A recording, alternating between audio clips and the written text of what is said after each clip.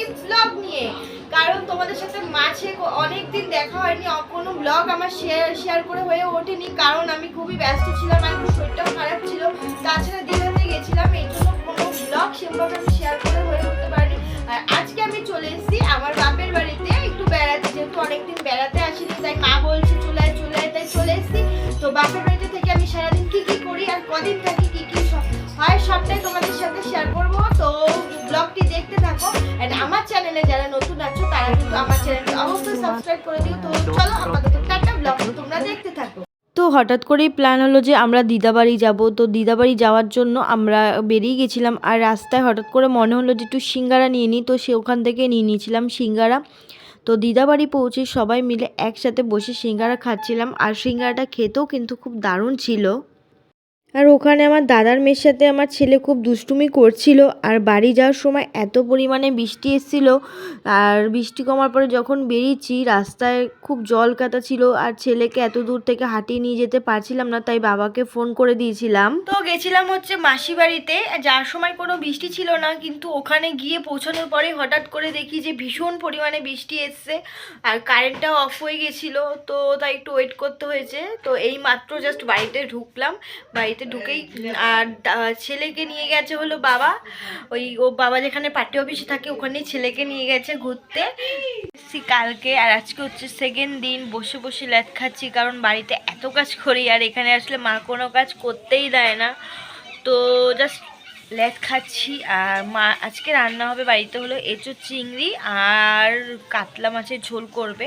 বরকে বলেছিল মা আসতে, কিন্তু বর আসবে না, বলছে ওর একটু শরীরটা খারাপ, তার পেটের একটু সমস্যা হয়েছে, তাই বলছে আমি আসবো না। কালকে যেহেতু বাড়ি চলে যাব, তাই কালকেই একবারে বর নিতে আসবে।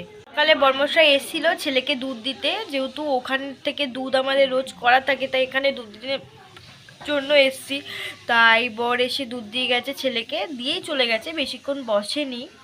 তো এই যে কড়াইতে কাতলা মাছ ভাজা ছিল, আজকে বেশি কিছু করবে না, মা বলেছিল কাতলা মাছের ঝোল আর এঁচোড় চিংড়ি, আর সমস্ত মশলা আগে থেকেই রেডি করে নিয়েছে মা। আর এঁচোড়টা খুব বেশি আমি একটা ভালো খাই না, যদি এঁচোড়ে একটু চিংড়ি পড়ে তাহলে আমি খুব ভালো খাই এঁচোড়টা। আর এঁচোড়ের সাথে দেখো কাতলা মাছের ঝোলটা দারুণ কম্বিনেশন ছিল, খুব ভালো খেয়েছে। আর আমি যে কোনো কিছুতেই লেবু খাই, লেবু দিয়ে কাতলা মাছের ঝোলটা জাস্ট ওয়াও লাগে। আর আমাদের গাছে এই দেখো মুকুল এসছে, এটা কিন্তু হিমসাগরের আম গাছ। তো আম কিন্তু পাকলে দারুণ মিষ্টি হয়। আর মাকে বলছিলাম মা দাও এবার আজকে আমি পুজো দিয়ে দিচ্ছি, ভোলে বাবাকে স্নান করাচ্ছিলাম। আর এই যে ছেলে পাশের থেকে দুষ্টুমি করেই যাচ্ছিল, স্নান করানোর পর আবার একটুখানি তাকে জায়গায় বসিয়ে স্নান করে নিয়েছিলাম। তো আমাদের অনেক ঠাকুর আছে বলতে গেলে, তো দেখতেই পাচ্ছ গুরুদেব আছে, বড় মা আছে, আর বড়দা আছে। কে কে অনুকূল ঠাকুরের দীক্ষিত কমেন্ট বক্সে কিন্তু জানিও, বাঙালি যারা আছো। আর আমাদের কালীমা আছে, স্পেশালি আমার সন্তোষী মা আছে, যাকে আমি খুব ভালোবাসি। তো আমরা লোকনাথ বাবাকেও স্নান করে নিচ্ছিলাম। আর কত ফুল হয়েছে দেখতেই পাচ্ছ, নানা রকম ফুল। এই শীতকালটা আমাদের বাপের বাড়ির ওখানে নানা রকম ফুল ফোটে। আর লোকনাথ বাবাকে স্নান করি ভালোভাবে, তাকে জায়গায় বসিয়ে দিলাম। আর সাথে অনেক রকমের ঠাকুর আছে, তো সবাইকেই স্নান করে নিচ্ছিলাম অল্প অল্প করে, তোমরা দেখতেই পাচ্ছ সেটা। আমাদের একটা খুব ক্রাইসিস চলছিল, তখনই আমরা ঘরে এনেছিলাম ধনলক্ষ্মী মা। কে কী উপকার পেয়েছে আমি জানি না ঠিক, কিন্তু আমরা ধনলক্ষ্মী মার থেকে অনেকটা উপকার পেয়েছি, তার জন্য আমরা ধনলক্ষ্মী মাকে খুব ভালোবাসি। আর এই শিব ঠাকুরকে 3 রকমের ফুল দিয়েছিলাম, ধুতরা, আকন্দ ফুল, নীলকণ্ঠ, ভাটফুল, যা হয় আর কি শিবরাত্রিতে। আর কে কে কোথা থেকে আমার ভিডিও দেখছো কমেন্ট করে জানিও। আর শিবরাত্রিতে কে কে উপোস করেছো সেটাও কিন্তু অবশ্য বলো। আমরা করি না শিবরাত্রিতে উপোস, কারণ আমার ছেলে আছে, তো আমি নীল পূজার উপোস করি বলে। আর শিবরাত্রিতে কোনো উপোস করি না। আমাদের দেখো পুরো পুজো কমপ্লিট। আর ঠাকুরগুলোকে কেমন লাগছে কমেন্ট করে কিন্তু জানিয়ে দিও। তো অনেক ঠাকুর আছে, তোমাদের বললাম আগেই, তো দেখতেই পাচ্ছ ঠাকুর সব।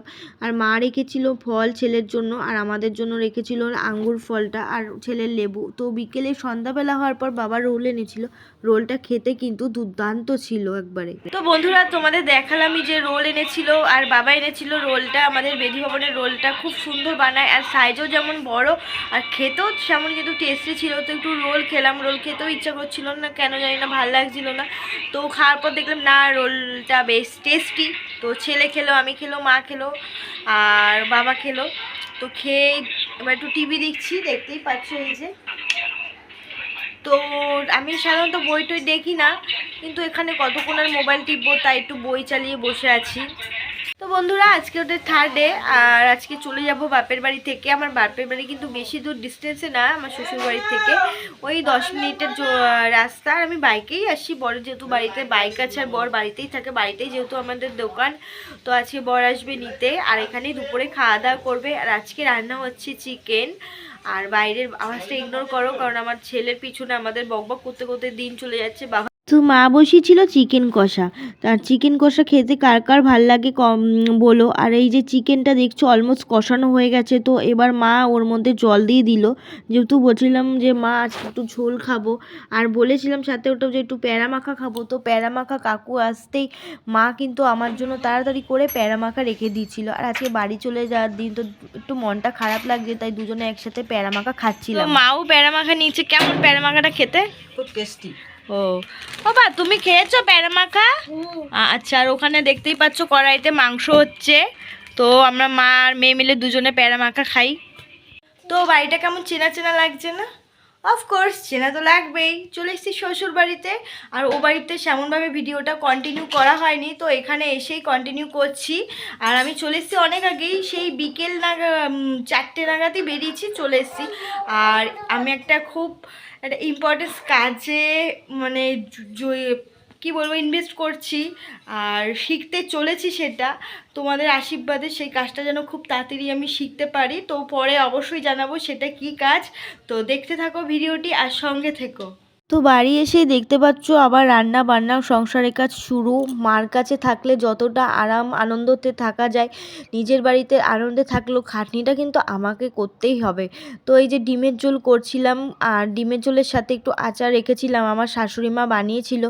ডিমের ঝোল আর আচারের কম্বিনেশনটা আমার খুব ভাল লাগে। আর এই যে ছেলেকে একবারে খাইয়ে দাইয়ে দিয়েছি, তো দেওয়ার পরে আমার সমস্ত গ্যাস সমস্ত কিছু পরিষ্কার করে আমি রেডি করে নিয়ে রেখে দিচ্ছি পরের দিনের জন্য। আর একটু পরিষ্কার কাজটাই আমার ভালো লাগে। আপাতত আমি এখানেই শেষ করছি। তো ছোট্ট একটি ব্লগ হয়েছে, তোমরা সেটুকুই দেখো। আর ব্লগটি কেমন লাগে অবশ্যই কিন্তু কমেন্ট করে জানিও। আর আমার চ্যানেলে যারা নতুন আছো, আমার চ্যানেলটিকে অবশ্যই সাবস্ক্রাইব করে দিও, আর পাশে থাকা বেল আইকনটি টাক করে বাজিয়ে দিও। আপাতত সবাই সুস্থ থেকো অ্যান্ড ভালো থেকো।